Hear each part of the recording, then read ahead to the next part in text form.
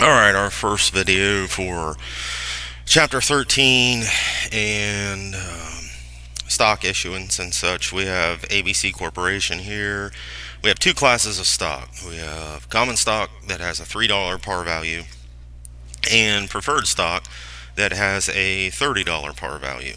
And what we want to do is journalize the company's issuance of 4,500 shares of common stock at $6 per share. And then secondly, journalize their issuance of 4,500 shares of preferred stock for a total of $135,000. Now,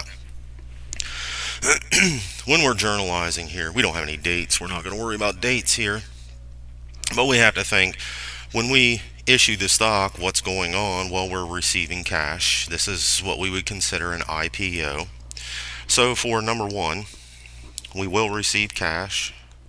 So we want to debit cash, and the amount we're going to debit, we have 4,500 shares here at $6 per share. So if we multiply our 4,500 by 6, we're going to get $27,000. So we'll debit cash for $27,000.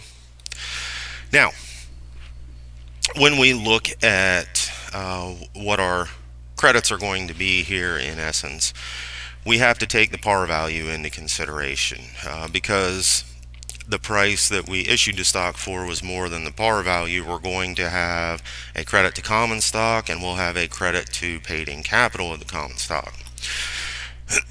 So we had 4,500 shares. The par value is $3. If we multiply that, or we could just take half of this, but we're going to get 13,500.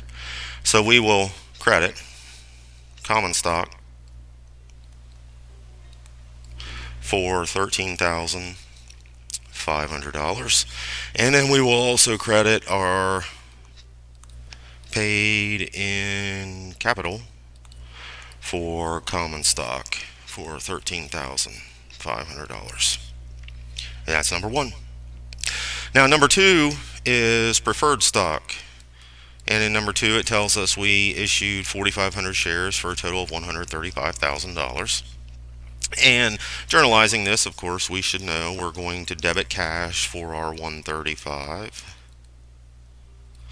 And what we're going to credit here, well, we know we issued it for $135,000. So what we've got to do is we've got to find out what was the issuance price per share.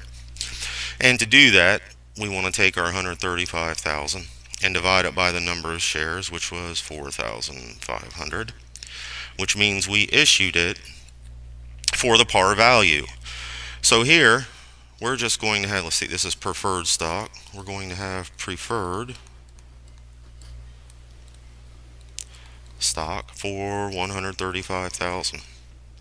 We have no paid-in capital in excess here because essentially we're selling this stock for the par value. So I hope this gives a little introductory explanation of journalizing stock, and practice your accounting, and I will see you in the next video. Bye.